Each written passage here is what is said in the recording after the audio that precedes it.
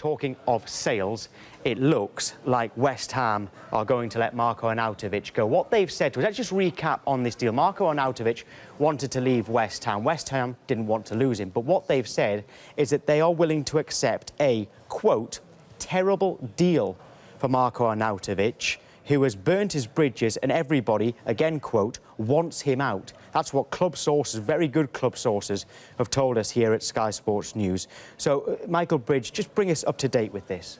Tom, it's a terrible deal because, quite frankly, in this market, Marko Arnautovic is worth more than £22 million. It's got messy. The players have got together and said, we don't want Marko around the training ground. We want a fresh start. We want a good season. We had a positive season under Manuel Pellegrini. Good players are coming in, including Pablo Fornals the other week. He's looking a really good prospect. It got messy in January, didn't it, when he asked to leave the club? He was then given a new contract. The fans weren't convinced by giving someone a new contract and a wage rise when he wanted to leave the club, but he stayed. Didn't make much of an impact second half of the season. They still want Maxi Gomez to replace Arnautovic, but they face a huge fight because Valencia are in the driving seat there. They can offer European football. They are in Spain. My understanding is West Ham aren't overly hopeful that they can get him, but they're certainly going to try. But in terms of the wrap-up, it looks like it's Shanghai SIPG who are going to get Arnautovic and end this quite messy and unfortunate saga. I think we have to hark back to what we were talking about earlier in the week. And what's so interesting about this scenario is the fact that it's his teammates. I can't think of many times in terms of a transfer saga where players asking to leave, where teammates have been a part of that team that has sat man and said, you know, we do not want this player a part of our schedule anymore. We do not want him to be a part of the team schedule. And it's interesting, it's sad that it's ended like this because Marko Arnautovic undoubtedly is a talent, and we spoke about it statistically, he's probably their best offensive player, but in his absence means somebody else has to step up and somebody will have to replace him. And this is it, I mean, Mark, because as JD rightly says, that the players aren't happy with him, we know the management aren't happy with him, but as we've been stressing, and we've been proving it with our statistics, he's so important. So he really must have been disrupting the dressing room with this latest transfer request, given how important he is to the team. That's the thing. I think a fit Marko Arnautovic is a quality player in the Premier League, and that's what's probably going to disappoint the hierarchy at West Ham and, of course, the fans. But the thing that impresses me most about this situation is they've moved quickly. They've not let this situation stagnate. It's not become an issue. You get the feeling there's something special bubbling along at West Ham at the moment, no pun intended. But they... you got me there. Yeah, I late to the party, Michael, but you got there. Yeah. Sometimes he needs a prodding or two. we know that. Absolutely. But you get the feeling, because they've acted swiftly, they'll have something in the back of their mind in terms of a target moving forward, and this won't drag on any longer. This has been nipped in the bud very quickly. Yeah, just talk about the financial hit, though. You know, this is a player that was £35 million potentially going to China in January, plus he got a new contract out of it, and as Michael sort of said earlier in the week, worth an extra £20,000 a week as well. So, yeah, West Ham are taking a big hit to sell the player for about £20 million this time around. This really is, as you said, decisive. This is somebody they're just trying to get this over and done with. How much do we think he's worth in the modern game if he wasn't handed in a transfer worth request? more than 22 when you've given him a new and improved contract in January, Tom. And he cost 35. Yeah. No. Yes, that's what they could have had. Yes. Yeah. This is why I actually like the quote "terrible deal." It's honest, isn't it? It's refreshing. You don't usually hear this. Yeah. Usually we hear undisclosed quite often in terms now. But look, West Ham want to get it all over and done with. And when players, we don't know the individuals, but, you know, Mark Noble is the leader there. If they've all gone to Manuel Pellegrini and said, we need to get this sorted out ASAP, then they listen. I don't actually personally think it's a bad value for money. I think looking at him... He's 30 years old. He's 30 years old. I think you also knew about Arnautovic from his previous time at Stoke that he can potentially be a troublemaker in a change room. This is now 2 change rooms that he's disrupted. So I think getting a bad egg out of your change room before the pre-season and during this important period of time I think is a good value for money. You make a great point there, reinvest that. You make a really good point there. And I think probably in the sense of terrible, they probably think, wish we'd done this in January. They've got options as well. I mean, they've got a lot of options in that front line now as well. You know, Felipe Anderson, Manuel Lanzini, Robert Snodgrass has signed a new contract as well. You know, they've got lots of players that can play around. Pablo Fornals is really exciting. West Ham are shopping well, aren't they? You know, Anderson was a great signing. And they're looking for more as well. Right, we talked at length about Chelsea yesterday, and Dave's been looking further at them today ahead of the upcoming season. Dave, what have you found? Yes, thank you very much, Tom. Now, here on Good Morning Transfers, we love you to get in touch. That's what we're all about. We want you to have your say. Use the hashtag #TransferTalk. And we did get a tweet yesterday because we talked in depth about Chelsea. And we had a tweet from @TooManyBrownies on Twitter. So thanks very much for your tweet. They used the hashtag #TransferTalk, and they gave us an alternative experienced 11 at Chelsea. That was after we talked about the returning players at Chelsea last season, and perhaps @TooManyBrownies wasn't particularly happy that we didn't mention all of the very experienced players at Chelsea. So we've got Kepa in goal, obviously, who was there last season, and then a very experienced backline after Billy Quater, Christensen, Rudiger and Alonso. Jorginho still in that holding midfield role, everybody.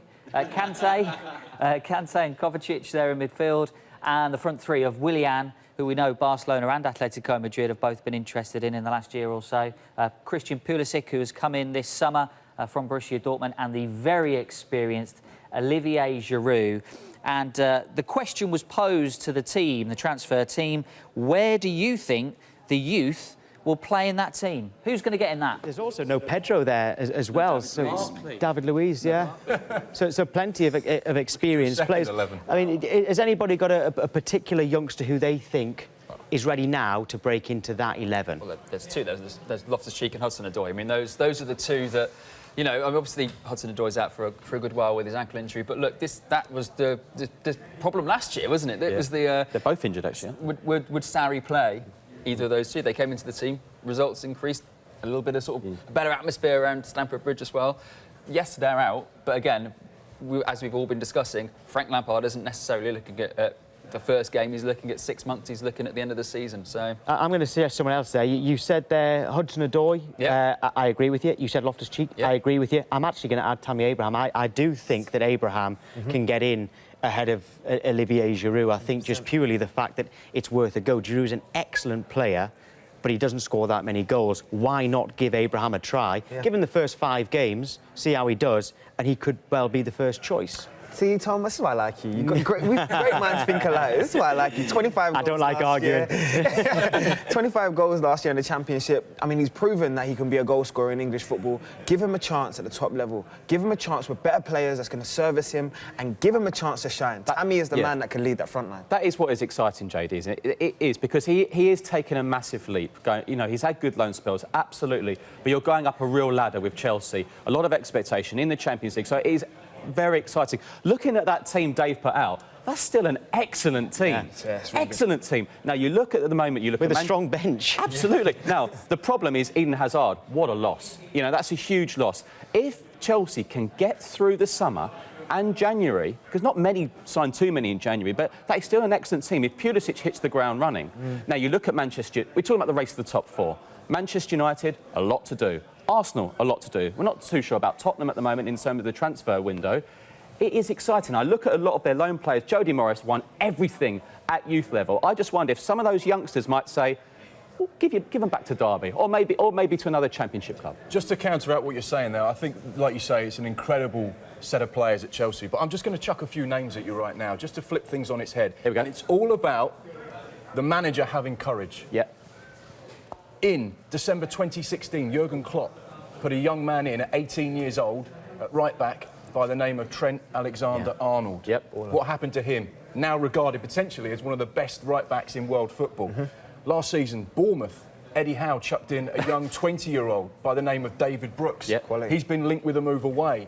And you can go back as well. There's so many players that have all been chucked in by the manager. They've had faith, and guess what? They've become big stars. And I think there are so many of those young Chelsea players that might not be quite right, but you put them into a better surrounding, they'll become better players. And this time next year, we'll be talking about them as being what a fantastic deal that was. What a great bit of masterstroke play by the manager that was. Great point. Tottenham have done it as well with Kane, Winks, so many of the youngsters that we didn't think. Yeah, Ali, of course. Going back to your point about Tammy Abraham, it's proved to be worked in the past. As well, Tammy Abraham in the Premier League got into the England squad.